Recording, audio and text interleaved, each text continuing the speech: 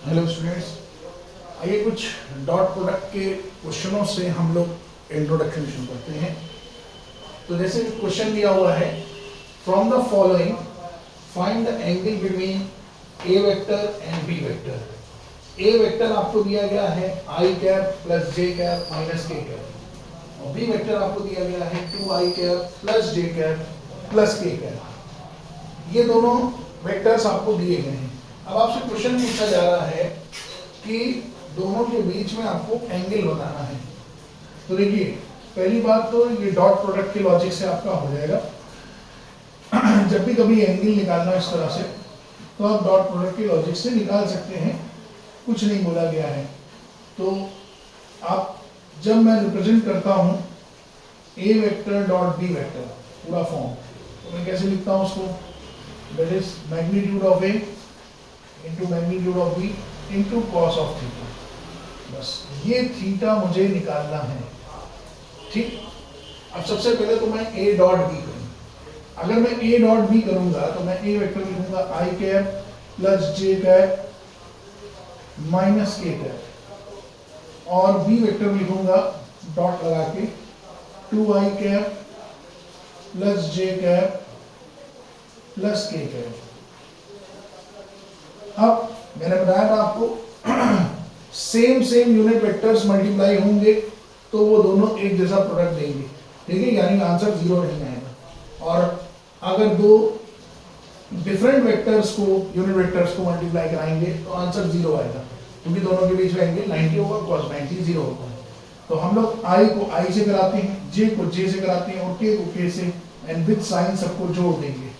जो भी आंसर आएगा वो सिर्फ उसकी मैग्नीट्यूड आएगी, क्योंकि स्केलर प्रोडक्ट होता है ये डॉट प्रोडक्ट, तो हम लोग कोई i j नहीं लगाएंगे आंसर में।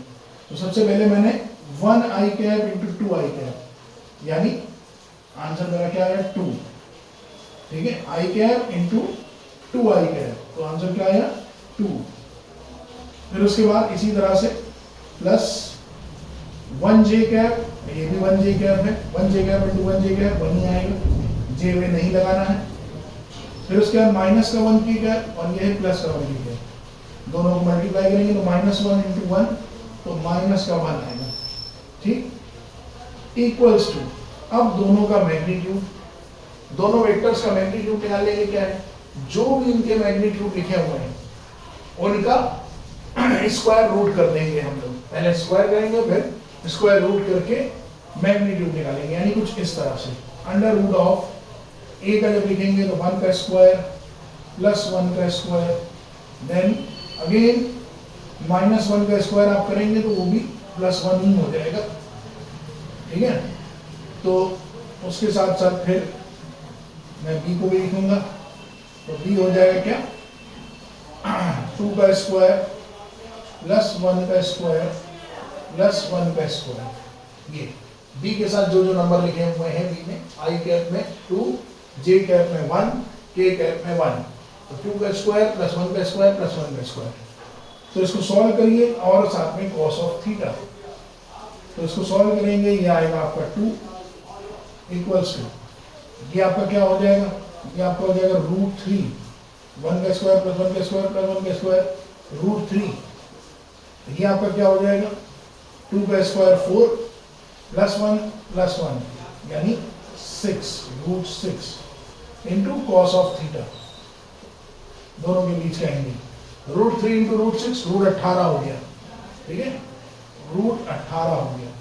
तो आ जाएगा हमारा √18 कॉस ऑफ थीटा, ठीक। तो थीटा क्या आ जाएगा हमारा, इसको उधर भेज दीजिए, 2/√18 equals to cos of theta, ठीक। अब आप इस √18 को खोलना चाहें तो ऐसे खोल भी सकते हैं, 2/, इसको क्या लिख सकते हैं, इसको हम लोग क्या लिख सकते हैं, तो कुछ खोलना चाहे तो खोल सकते हैं 4 के टर्म्स में, तो या ऐसे लिखा रहने हो तो ऐसे ही लिखा रहने, कोई दिक्कत नहीं है, ठीक है। तो आंसर आपका आ जाएगा theta is equals to cos inverse, cos बढ़ जाएगा, इनवर्स हो जाएगा 2y √18, ये आंसर आ जाएगा आपका। ठीक है, और किसी और टर्म्स में दिया गया हो तो उस हिसाब से हम लोग निकाल देंगे। ठीक है, तो इस तरह से जैसे ये एंगल निकालने का तरीका होता है। अब एंगल ही मैंने डायरेक्ट क्यों निकलवाया, इससे हम लोग सब सीख जाते हैं एक साथ। हमने डॉट प्रोडक्ट करना भी सीख लिया, ठीक है ना। हमने उन दोनों वेक्टर्स की मैग्नीट्यूड भी निकालना सीख लिया, जैसे ए वेक्टर की मैग्नीट्यूड निकालनी, बी वेक्टर की मैग्नीट्यूड, और एट द एंड थीटा। तो जब भी आपको एंगल निकालना होगा पहले आपको डॉट प्रोडक्ट करना होगा, फिर उसके बाद आपको दोनों वेक्टर्स की मैग्नीट्यूड एंड देन उनके बीच का एंगल। तो इस तरह से आपका आंसर आ गया। ठीक, उसके बाद फिर नीचे एक क्वेश्चन दिया हुआ है, आया हुआ क्वेश्चन है, पूछा गया है इफ ए वेक्टर आपका ये दिया गया 2i cap plus 2j cap minus beta k cap, and B vector दिया गया है i cap plus j cap plus k cap are orthogonal to each other. Orthogonal का मतलब होता है दोनों एक दूसरे के क्या है, परपेंडिकुलर है, दोनों एक दूसरे के परपेंडिकुलर है। Then find the value of beta.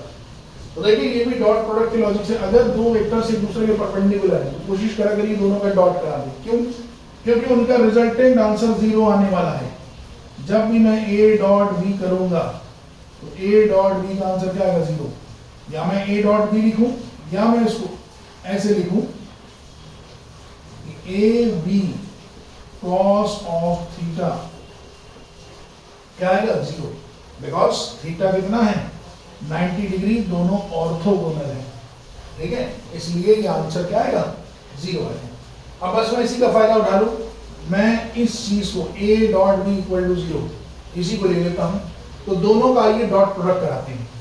तो पहले मैंने a वेक्टर लिखा 2i cap plus 2j cap minus beta k cap dot, फिर मैंने b वेक्टर लिखा i cap plus j cap plus k cap, ये लिखा। अब दोनों को डॉट कराएं तो 2 इंटू 1 2 हो गया, ठीक है। फिर 2 इंटू 1 j का 2 और इधर 1 j का 1, तो 2 इंटू 1 अगेन 2 हो गया, बीच में प्लस का साइन, ठीक है। माइनस बीटा इंटू 1 तो माइनस का बीटा हो गया, ठीक है ना। और ये सब बराबर है किसके, 0 के, इक्वल टू 0, ठीक है। तो बीटा इधर ले आइए, यानी बीटा सीधा आपका क्या हो गया 4, ठीक। तो इजी क्वेश्चन था, आराम से सॉल्व हो गया, समझ में आया कि नहीं आया, ठीक है। तो इस तरह से डॉट प्रोडक्ट के क्वेश्चन होते हैं।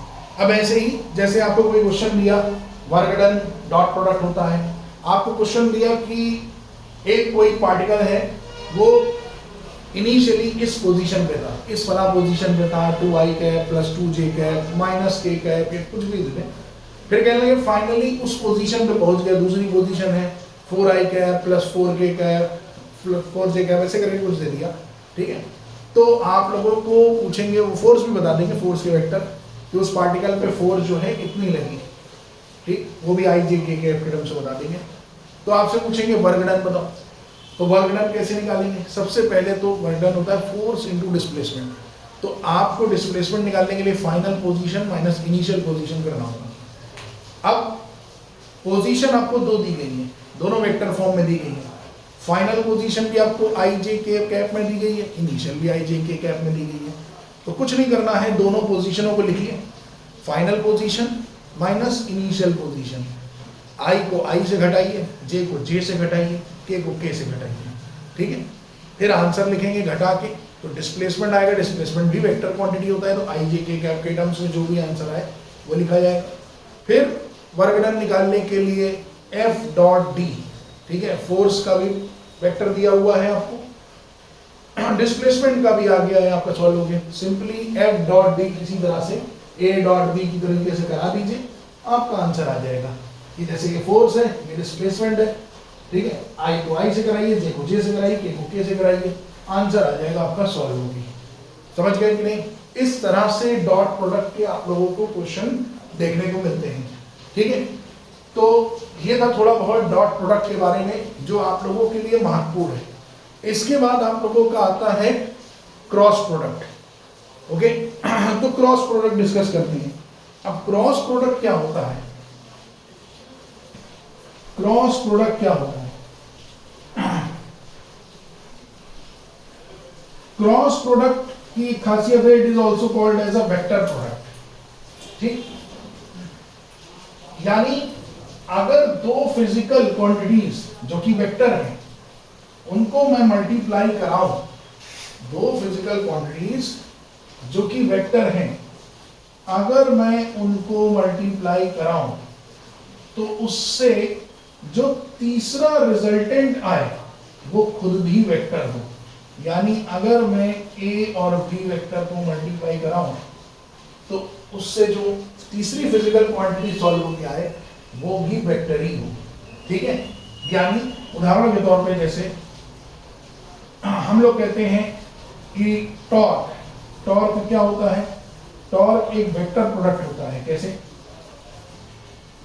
टॉर्क होता है परपेंडिकुलर डिस्प्लेसमेंट इनटू फोर्स, यानी किसी ऑब्जेक्ट पे जब हम लोग फोर्स लगाते हैं, ठीक है, और वो ऑब्जेक्ट एक एक्सिस से बंधा हुआ है तो जाहिर सी बात है उसके दूसरे एंड से अगर हम फोर्स लगा रहे हैं तो वो चलेगा तो है, वो ट्रांसलेशनल मोशन तो करेगा नहीं, वो रोटेशनल मोशन करेगा, यानी वो घूमेगा। जैसे दरवाजे के कोने में हैंडल होता है तो हैंडल पकड़ के आपने खींचा तो वो घूमा पूरा। ठीक, तो हैंडल किनारे क्यों होता है? ताकि जो एक्सिस ऑफ रोटेशन है उससे दूरी ज्यादा से ज्यादा हो। जितनी ज्यादा दूरी होगी टॉर्क उतना ज्यादा लगेगा। ठीक है, टॉर्क बढ़ाने के दो रास्ते हैं, या तो फोर्स ज्यादा लगा लो और या तो दूरी ज्यादा कर दो, परपेंडिकुलर दूरी। ठीक है, तो एक्सिस ऑफ रोटेशन ऐसे होगी, यूं दरवाजा यूं घूम रहा है ऐसे। ठीक है, और आप फोर्स ऐसे लगा रहे हो, यानी आपके फोर्स लगाने की दिशा ऐसे है। ठीक है, तो अब ये परपेंडिकुलर डिस्टेंस कैसे है? ये एक्सिस ऑफ रोटेशन है ऐसे यूं। ठीक, और उस एक्सिस ऑफ रोटेशन से हैंडल तक की दूरी जो है, एक्सिस ऑफ रोटेशन ऐसे और हैंडल तक की दूरी यूं, आप ऐसे खींच रहे हैं तो हैंडल तक की दूरी जो है वो परपेंडिकुलर है किसके? एक्सिस ऑफ रोटेशन में। तो आप ऐसे खींच रहे हैं तो इस ऑब्जेक्ट पे लगेगा क्या? टॉर्क। अब सवाल ये उठता है कि चलिए ये है फिजिकल क्वांटिटी, ये वेक्टर क्वांटिटी है, इसका फिर डायरेक्शन क्या होगा? मैग्नीट्यूड निकालने की बात तो अलग है, इसका डायरेक्शन क्या होगा? ठीक है, अब डायरेक्शन कैसे निकालें? किसी भी क्रॉस प्रोडक्ट के रिजल्टेंट का जो डायरेक्शन होता है वो पहली बात तो उन दोनों वेक्टर्स के प्लेन में नहीं होता है। उदाहरण के तौर पे जैसे ए वेक्टर जो है वो इस तरह से है, बी वेक्टर जो है वो इस तरह से है। ठीक है, अब इन दोनों का अगर आप क्रॉस प्रोडक्ट करोगे और उससे एक सी वेक्टर आ रहा है तो वो इस बोर्ड के प्लेन में तो होगा ही नहीं। ठीक है, या तो इस बोर्ड के प्लेन के बाहर आ रहा होगा या तो अंदर जा रहा होगा। ठीक है, यानी जो भी रिजल्टेंट आता है, रिजल्टेंट जो भी आएगा रिजल्टेंट में, रिजल्टेंट जैसे सी वेक्टर है तो C vector is always perpendicular to A vector and B vector या as well as B vector, दोनों के परपेंडिकुलर होगा सी वेक्टर। क्यों? क्योंकि ये दोनों एक प्लेन में और जो सी वेक्टर है वो कोई या तो बाहर के प्लेन में है या तो अंदर है। ठीक है, तो अगर सी वेक्टर इधर है बाहर, जैसे पेन बाहर आ रहा है तो ए वेक्टर के भी परपेंडिकुलर है और बी वेक्टर के भी परपेंडिकुलर है, दोनों के परपेंडिकुलर होगा। ठीक है, अब परपेंडिकुलर में होगा तो किधर होगा? बाहर होगा कि अंदर होगा? ठीक है, तो पहले इतनी बात आप लोग समझ लीजिए, उसके बाद आगे बढ़ाते हैं। ठीक, ये तो डायरेक्शन हो गया। अब जब मैं इसको लिखूंगा, जैसे वहां पर टर्म आया था कॉस का, इसी तरह से यहां पर टर्म आएगा। जब इसका मैग्नीट्यूड फॉर्म करूंगा तो सी वेक्टर बराबर हो जाएगा, मैग्नीट्यूड ऑफ सी वेक्टर बराबर हो जाएगा, या ऐसे लिख ले रहे हैं, A vector cross B vector. इसी को हम लोग ऐसे लिख सकते हैं, magnitude of A vector into magnitude of B vector into sine of theta. क्योंकि यहाँ ज्यादातर एंगल जो है वो साइन के टर्म्स में मेजर होते हैं, ए और बी के बीच में साइन ऑफ थीटा होगा।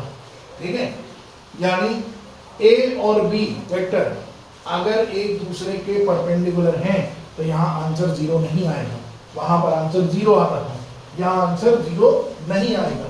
तो A cross B equals to A B sine theta. समझ रहे हैं कि नहीं? इस तरह से क्रॉस प्रोडक्ट होता है। ठीक, अब रिजल्टेंट का डायरेक्शन मैंने बताया आपको हमेशा परपेंडिकुलर के लॉन्ग में। पहले इतनी बातें समझने का आप प्रयास करिए, ठीक है? उसके आगे बताता हूं मैं